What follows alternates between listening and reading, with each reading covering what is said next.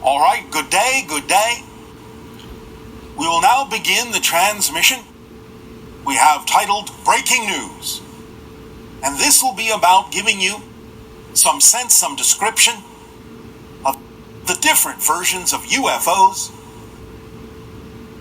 And we will begin with the ones that are more physical.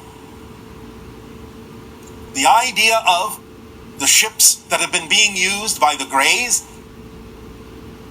and the ships that are being used by Pleiadians. These are, though advanced, manufactured vehicles. Their techniques may be very advanced compared to what you are used to using to create vehicles, but they are nonetheless manufactured vehicles and serve their purpose at this point for those particular civilizations.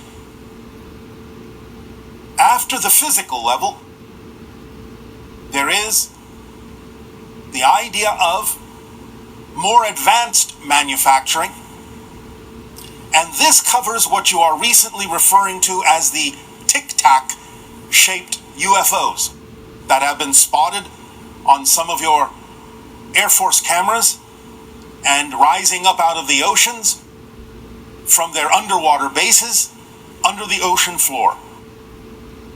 The tic-tacs are mostly inhabited by the hybrids that will eventually come to live among you. The reason for the shape is because not only do the so-called tic-tac UFOs travel in space and through the air, but they are also submarines because of the underwater bases under the ocean floor.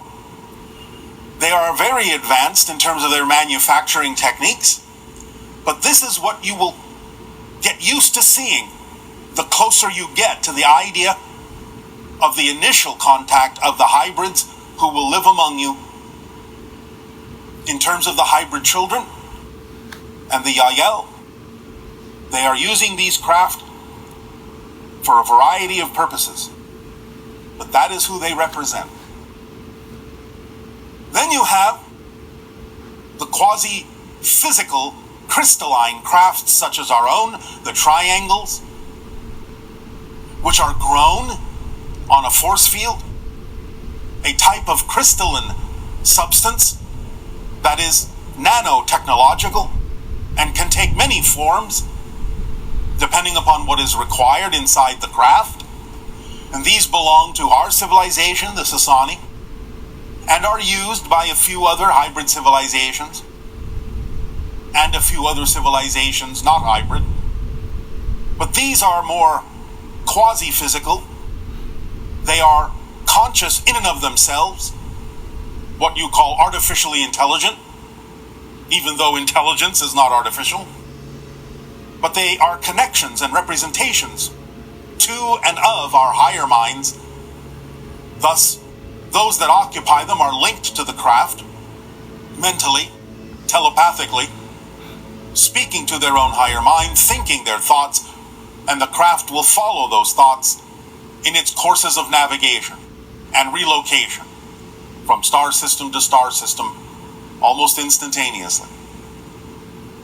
Then you have those craft that are etheric in nature, which is more of an idea of a electromagnetic realm between physical and non-physical reality, where beings might choose to form a kind of a craft, very simple, but made out of electromagnetic energy, not really physical as you understand it, which allow them to travel interdimensionally very easily. So certain beings that inhabit the interdimensional byways between physical and non-physical reality may often represent themselves with these electro-etheric energy crafts that you will see doing many different kinds of things, exhibiting qualities that you may not quite understand or might wonder how it is possible for a physical craft to do what they're doing. Like they might seem to change size, they might split into multiple crafts, so on and so forth. These are not physiological crafts as you know it, but electromagnetic in nature, almost more like a spirit version of a UFO, or as you are now beginning to call us, UAPs, unidentified aerial phenomena. Nevertheless, they're mostly from the realm of the lower astral and spirit realms that are close in vibration to physical reality, but are not in and of themselves physical. And then finally you have what we might refer to as light craft, which are truly, purely energy, made of light, and you see them now and then, and again, they can come and go, appear and disappear very quickly, can take many forms, many shapes, but are made of light, are not physical in any way, shape, or form, and are more representative of higher levels of consciousness that may wish to observe or enter your dimension of reality temporarily, to take stock, to observe, to notice, to send energy, vibrations. So, the idea of these types are what you most commonly will see. And again, as we said, both the triangles and the tic-tacs, as you call them, the submarines, will appear more frequently now, over and over, in different locations on your planet, until you get used to us. And the tic-tacs will be the one that carry the hybrid children and the hybrid beings who have underground, underwater bases under the ocean floor. So they are here preparing to live among you and will eventually become much more common in your skies as things unfold, as things progress toward the idea of open contact. So these are the types of UFOs you will be dealing with, and the types of beings within them that you need to know about for the moment. For these will be the types that you will encounter more often than others for now. Eventually there will be other UFOs from other civilizations, but we will address those ideas at another time. So we thank you for allowing us to share this information about these different types of craft who are visiting you, who are interacting with you, and how they will become much more frequent, much more common in the near future. In return for the gift you have given us in allowing us to share this information with you, I ask at this time, in what way may we now be of service to you? You may begin with your questions and dialogues if you wish. We will now deliver an exercise, not exactly a meditation, but partly so. That will be a continuation, the third part, so to speak, of the idea that we began by having the cardboard cutouts of the hybrids and the grays looking through your windows, and then the second part that we delivered about making a declaration of your willingness to open up to the idea of interacting with them without fear on your own terms. And now the third part of the exercise shall be, as we have now announced this day of your time in breaking news, the idea of the so-called pill-shaped or tic-tac-shaped UFOs being the actual hybrids and hybrid children that will come to live among you one day. You can begin now, as the third part of that exercise, to do the following things. Pick a place and a time where you can be relaxed and allow yourself in a relaxed position, sitting, standing, lying down, whatever you prefer, to imagine a place, a piece of land, whether it is near your house or far away, doesn't matter, where the tic-tac UFOs can actually safely land and visualize them landing. Now, this doesn't mean that you create the expectation that they will land exactly in the place that you're imagining.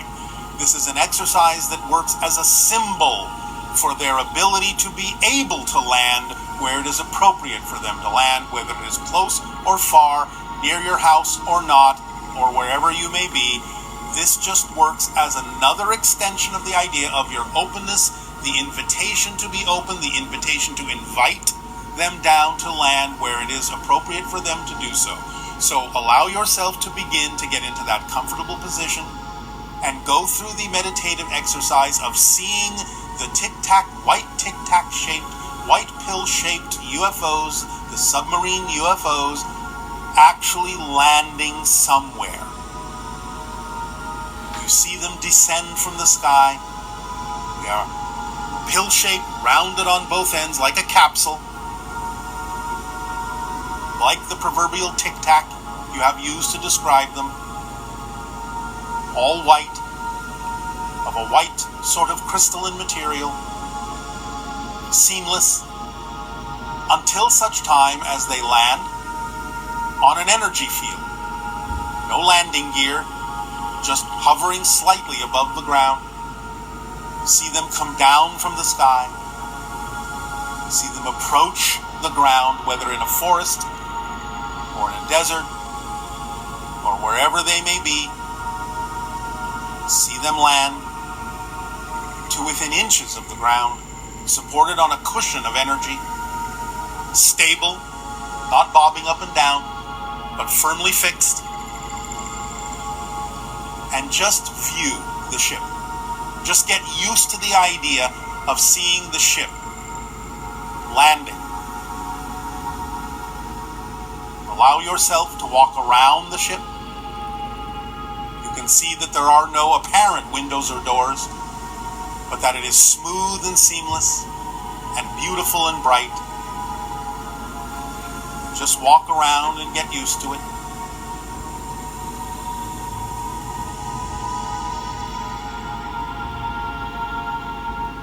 Allow yourself the opportunity, when you feel so inclined, when you feel comfortable, to reach out and touch the skin of the ship.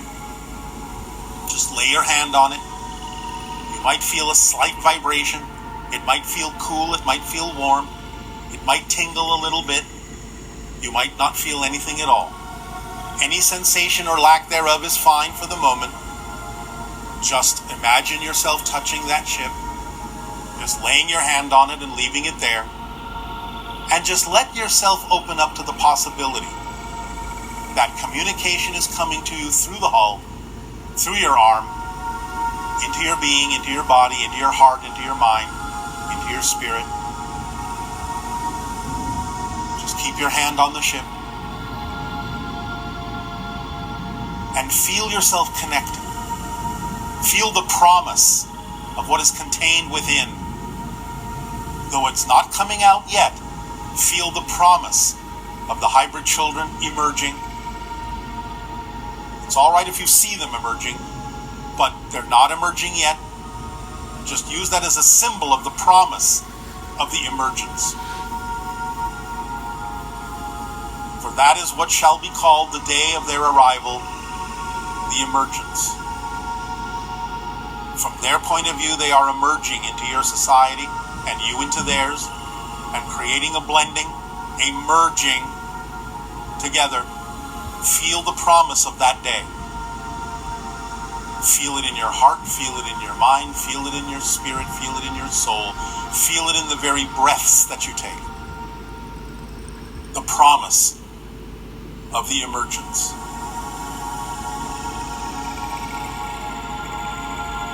Let yourself soak it in, absorb it, and feel lightened by it, lifted by it, opened by it. And give your allowance, give your love, give your invitation. Take your hand off the skin of the ship, back away a few feet, a few yards, whatever is comfortable for you. And watch the ship rise again into the sky. And see it fly off in whatever direction seems appropriate, knowing that it was the establishment of a promise, a connection made this day, a connection that will allow your vibration to alter in a way that will make you more compatible with them and them more compatible with you. And then imagine yourself in in that comfortable position, wherever you are, awakening from that state, knowing that a promise has been given and a promise has been accepted.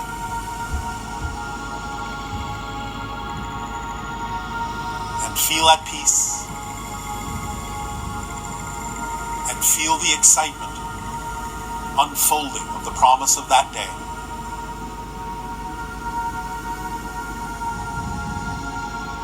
Feel the love, feel the ease, feel the joy. And know that they are already here, in their bases, under the land and under the sea, and now and then traveling through your skies and out into space, coming and going,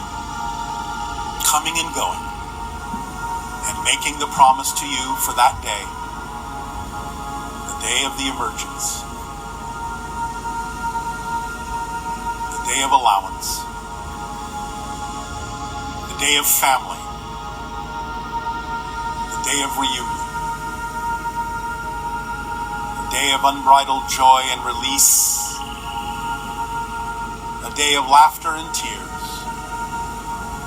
a day of the opening up of your world to new possibilities, a day of union,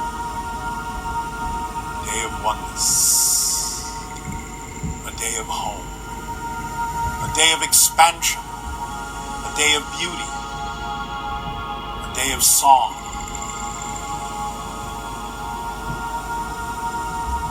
Be in that vibration now and do this exercise when you wish. It doesn't need to last more than about 15 minutes. That will be sufficient. Enjoy it, breathe it, live it, and keep that promise in your heart and carry it with you every day, so that you may reflect on it and give that vibration to the world to shift yourself and navigate yourself through the different versions of the parallel realities of Earth, more and more every day toward that day, toward that version of the arrival and emergence of the children and the day of open contact.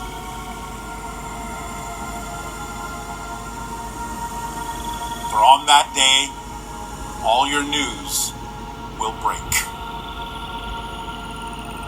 And you will all know what world you are in. We thank you for allowing us to share this with you. Our unconditional love to you all. And we wish you all a beautiful day. Be at peace.